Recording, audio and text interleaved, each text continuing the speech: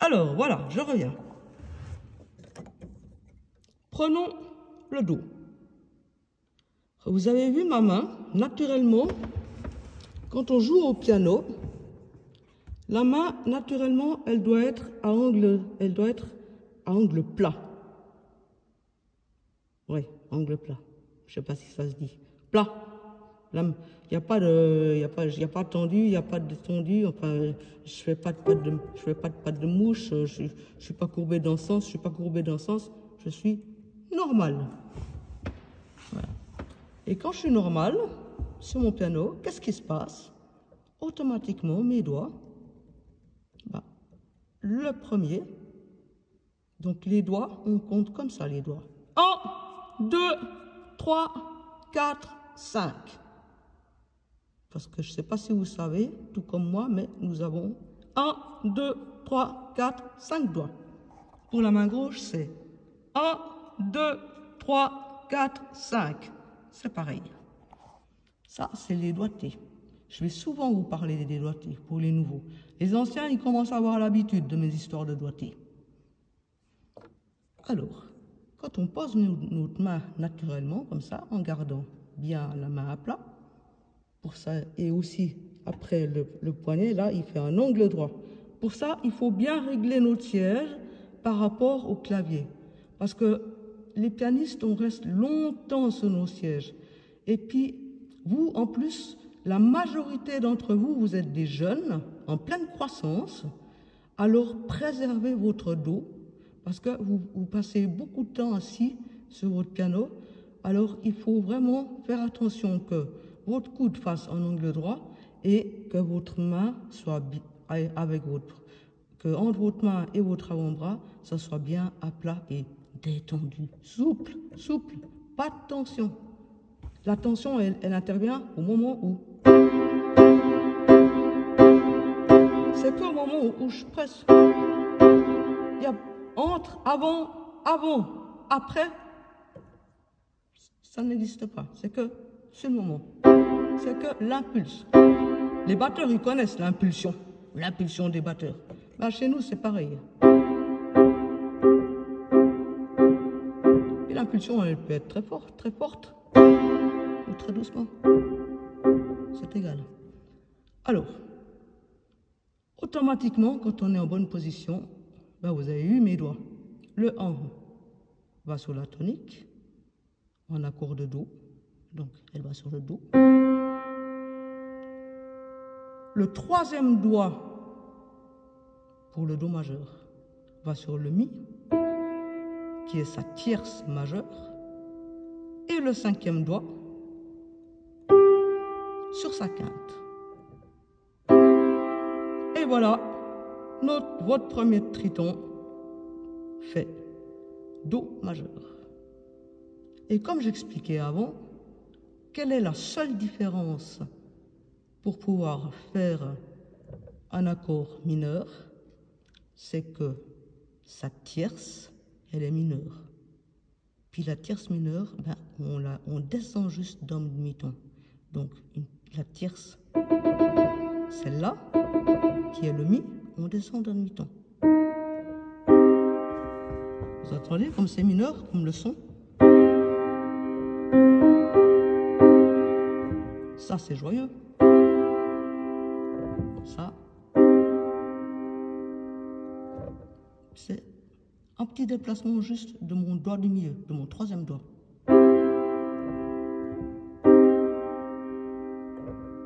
Voilà. Et ça, vous pouvez faire ça partout.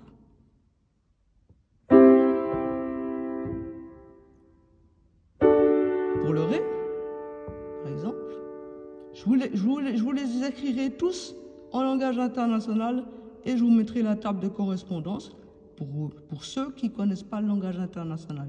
Parce que le but, c'est de faire travailler vos têtes pour que vous compreniez et que ça devienne des automatismes. Et c'est ces automatismes-là qui vous fera devenir des bons pianistes. Alors là, par exemple, on est en Ré. Hein? Le Ré majeur. Le Ré majeur, lui, il a sa tierce, c'est un Fa dièse. Enfin, si je veux mettre un Ré mineur, je mets en fa tout court.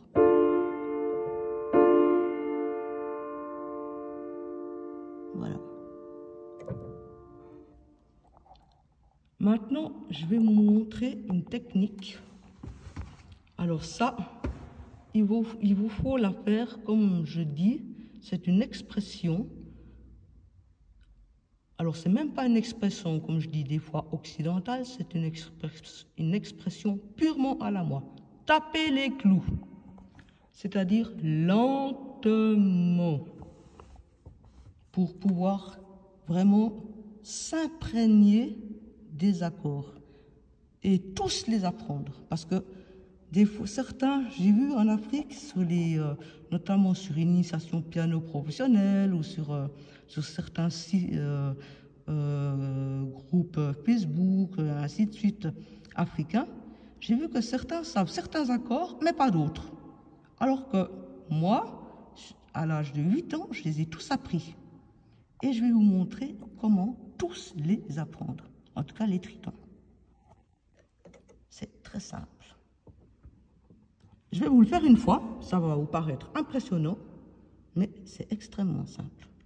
Alors, je vais essayer de suivre mes mains et en même temps faire suivre mon smartphone sans trop décaler. Hein.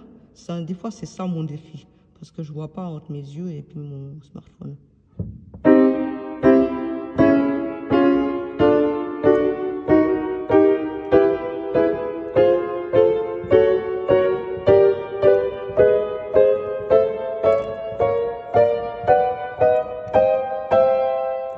Et voilà, je les ai tous faits. J'ai fait absolument tous les accords tritons. Allez, je vous explique. Et ça, vous pouvez faire aller-retour, aller-retour, aller-retour. Et quand vous aurez fait ça 200 000 fois, je vous assure que tous vos tritons sur tout le clavier, parce qu'il ne faudra pas... Ce qui est bien, c'est ne pas se limiter à juste un seul octave.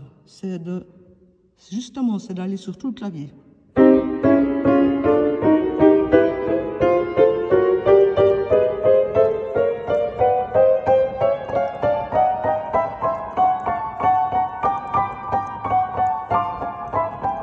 Vous continuez, vous descendez, vous vous amusez le maximum. Hein?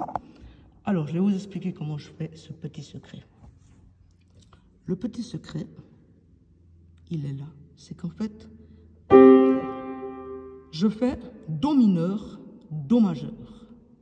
Ensuite, je fais Do dièse mineur, Do dièse majeur.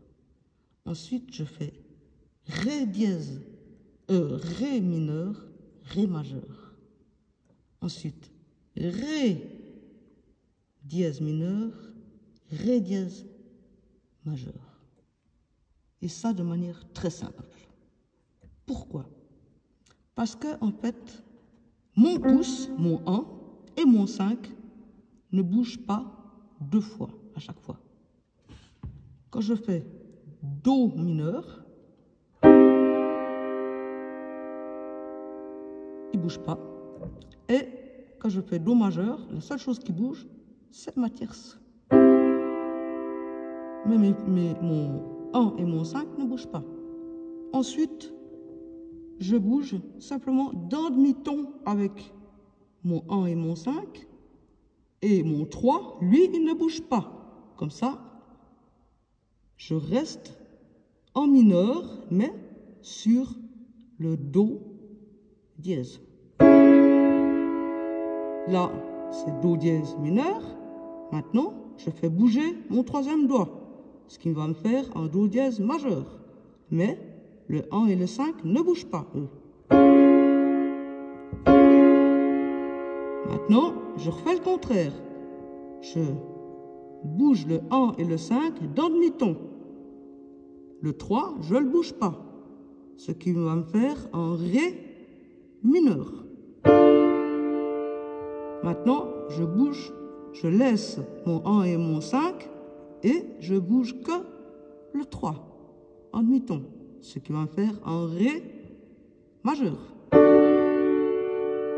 Ainsi de suite. Maintenant, je ne bouge pas le 3, mais je bouge d'un demi-ton le 1 et le 5. ce qui va me faire en mi bémol mineur. Maintenant, je laisse de nouveau mon 1 et mon 5, mais je bouge juste le 3 d'un demi-ton en dessus. Hein. Ça va me faire mi bémol majeur. Et ainsi de suite.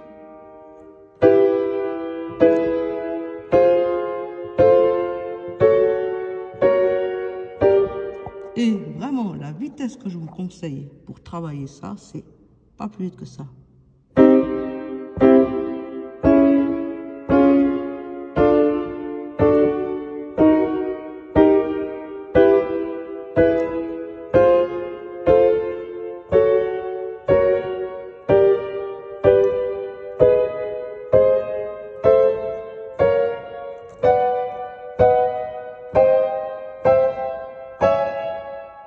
Je suis même allé trop loin, excusez-moi.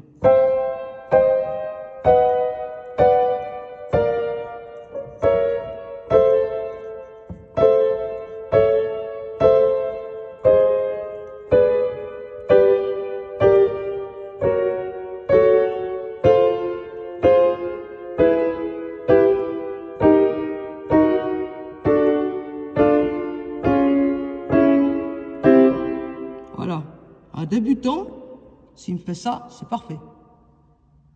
Mais si vous me faites... Vous entendez?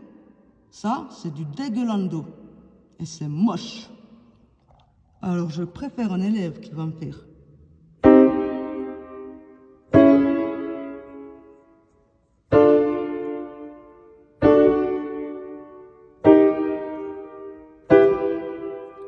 très lentement, mais avec les touches franches, qui est un élève qui va se presser.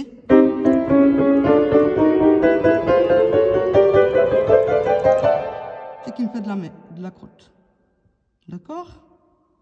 Voilà, voilà.